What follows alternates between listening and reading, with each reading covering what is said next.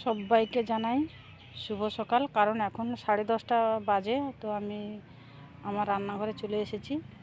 তো তার আগে আমি আপনাদেরকে দেখাই, এই যে আমাদের পুকুর দেখতেই পাচ্ছেন, প্রতিদিন দেখাই, আজও দেখালাম। আর এই যে দেখুন, এই পুকুর থেকে এই জল, এখানেও দেখুন এটা মাঠের জল। এই যে মাঠটা দেখাই ভালো করে, এই যে মাঠের মধ্যে জল, আর এই যে পুকুরের মধ্যে জল, মোটামুটি একই হয়ে গেছে। নেট দেওয়া আছে বলে মাছ বেরোয় না, নেট দিতে হয় প্রত্যেক বছর, কারণ নেট না দিলে মাছ সব বেরিয়ে যায়। পুকুরটা দেখেছেন, পুরো 2 বিঘে পুকুর। যাই হোক, আবারও আমার রান্নাঘরে আমি চলে যাচ্ছি, কি রান্না করছি আপনাদেরকে দেখাই। আপনারা বলা হয়নি, আপনারা নিশ্চয়ই ভালো আছেন, আমি ভালো আছি, আপনারা ভালো আছেন নিশ্চয়ই, কমেন্ট করে জানাবেন। তো চলুন আমার রান্নাঘরে কি রান্না করছি দেখাই আপনাদেরকে। এই যে দেখতেই পাচ্ছেন, এই হচ্ছে কচু শাক আমি রান্না করব। আগে থেকে কেটে ধুয়ে পরিষ্কার করে রেখেছি। এখানে দেখুন কাঁঠাল বিচি দিয়েই রান্না করব মেন রান্নাটা। তো প্রথমে আমি এই দুটো সবজি আলাদা আলাদা করে সিদ্ধ করে নেব। এই যে এখানে জল বসিয়ে দিয়েছি, এখানে আমি প্রথমে কাঁঠাল বিচিটা দিয়ে দিচ্ছি।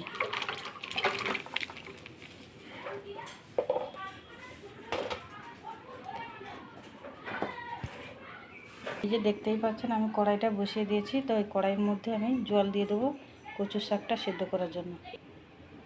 জল দিয়ে দিলাম। কড়াইটা অবশ্য আগে থেকে বসিয়ে রেখেছিলাম, তার জন্য জল দিতে চঁচো করে উঠেছে। জল দিয়ে দিলাম। এবার কচু শাকগুলো এর মধ্যে দিয়ে দেবো।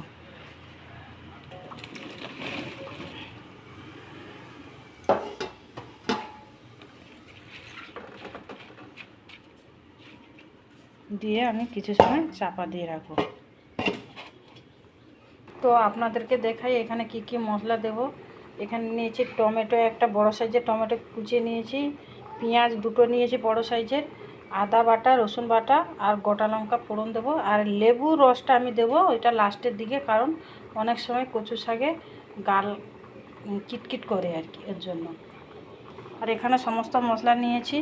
এখানে নিয়েছি লঙ্কা গুঁড়ো, হলুদের গুঁড়ো, 5 ফোঁটন আর লবণ, আর এই যে তেল। আর এখানে নিয়েছি চিংড়ি মাছ, অবশ্যই আমি চিংড়ি মাছটা দেব।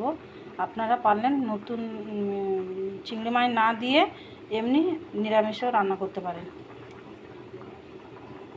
এখানেই দেখতেই পাচ্ছেন ফুটছে ওই কাঁঠাল বিচিটা, এখনও সেদ্ধ হয়নি, সেদ্ধ হতে বাকি আছে।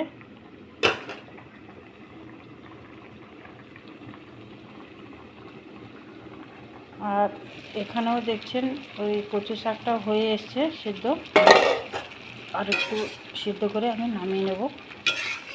এটা যত ভালো সেদ্ধ হবে তত ভালো মানে রান্নাটাও হবে। আরেকবার আমি চাপা দিয়ে রাখব। দেখতেই পাচ্ছেন কচু শাকটা আমার সিদ্ধ হয়ে গেছে, কালারটা দেখলেই বোঝা যাচ্ছে যে সেদ্ধ হয়ে গেছে ভালো করে। তো আমি জলটা ছাঁকিয়ে তারপর রান্নাটা করব।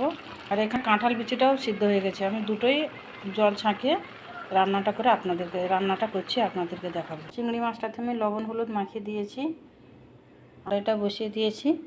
তো আমি প্রথমে সরষের তেল দিয়ে দেবো। এক হাতে রান্না করা আর এক হাতে ফোন ধরা খুব সমস্যা হয়।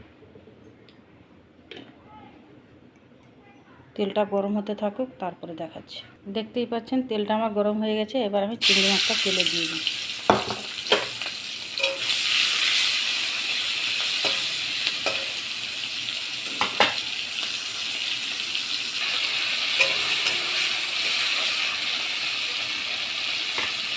চিংড়ি মাছটা আমার ভাজা ভাজা হয়ে গেছে, এবার নামিয়ে নিচ্ছি।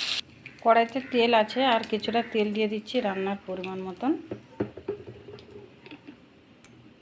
দেখতেই পাচ্ছেন তেলটা আমার গরম হয়ে গেছে। এবার আমি 3টে শুকনো লঙ্কা দিয়ে দিলাম, আর এই যে 5 ফোঁটন।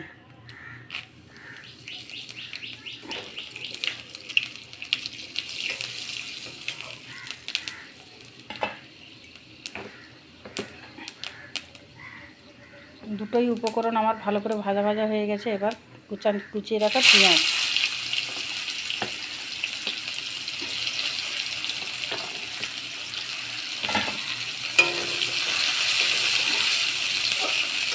পেঁয়াজটা লাল লাল করে ভাজা হয়ে গেলে আমি দেখাচ্ছি। দেখতেই পাচ্ছেন পেঁয়াজটা আমার লাল লাল করে ভাজা হয়ে গেছে। এই রসুনের বাটা আমি কম করেই দিয়েছি, কারণ আমার বাড়ির মানুষ রসুনের গন্ধ একদম সহ্য করতে পারে না। আর এই আদা বাটা দিয়ে সুন্দর করে মশলাটাকে একসাথে মিশিয়ে নিচ্ছি।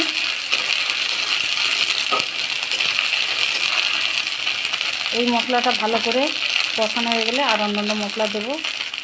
দেখতে পাচ্ছেন ভালো করে ভাজা ভাজা হয়ে গেছে।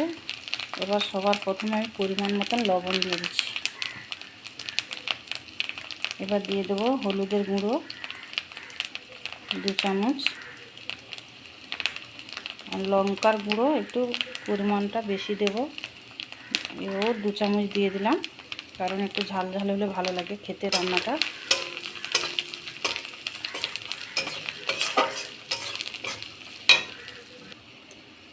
এই যে টমেটো যে কেটে রেখে দিয়েছিলাম, টমেটোটাও দিয়ে দিলাম। মশলাটা মেশানোর জন্য আমি অল্প পরিমাণে জল দিয়ে দিচ্ছি, যাতে মশলাটা মিশে যায়।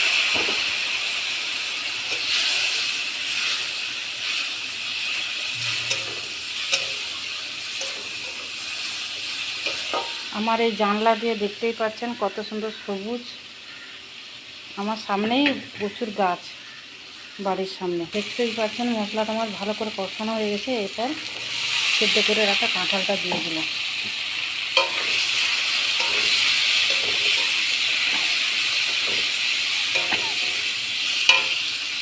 দেখতেই পাচ্ছেন কাঁঠাল বিচির সাথে সমস্ত মশলা আমি ভালো করে মিশিয়ে নিয়েছি। এবার কচু শাকটা দিয়ে দিলাম।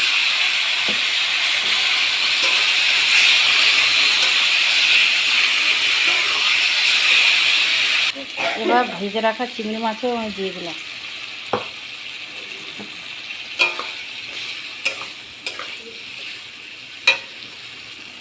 দেখতেই পাচ্ছেন রান্নাটা আমার কতটা লোভনীয় হয়েছে। একদম সুন্দরভাবে রান্নাটা রেডি হয়ে এসছে। আর একটু পরে গুঁড়ো গরম মশলা আর লেবু রস দিয়ে নামিয়ে আনবো। এবার দিয়ে দিলাম গুঁড়ো গরম মশলা আর লেবু রস।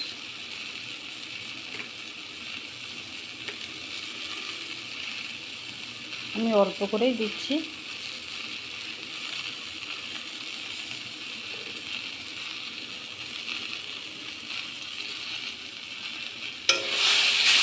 আপনাদের অসুবিধা না হলে দেবেন না, কিন্তু অনেক সময় ডাল খিটায় তো, তার জন্য রসটা দেওয়া।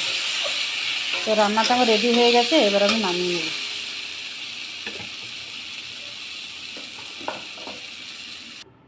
তো আমি ওই রান্না শুধু করিনি, এর সাথে রান্না করেছি এখানে ওই নদীর চেয়া মাছ বলে তাকে আলু দিয়ে ঝাল রান্না করেছি। এখানে করেছি উচ্ছে ভাজা, আর এই যে কচুর শাক লাস্টে রান্না করলাম। আর আমাদের বেড়াল আছে, আপনারা অনেক ভিডিওতেও দেখেছেন। তো সেই বেড়ালের জন্য এই যে মাছের ভাজা রেখেছি, কারণ ওরা মশলা দেওয়া রান্না করা মাছ খায় না। এই যে ভাত রান্না করে নিয়েছি। তো বাই, আবার দেখা হচ্ছে পরের ব্লগ ভিডিওতে, রান্নার ভিডিও।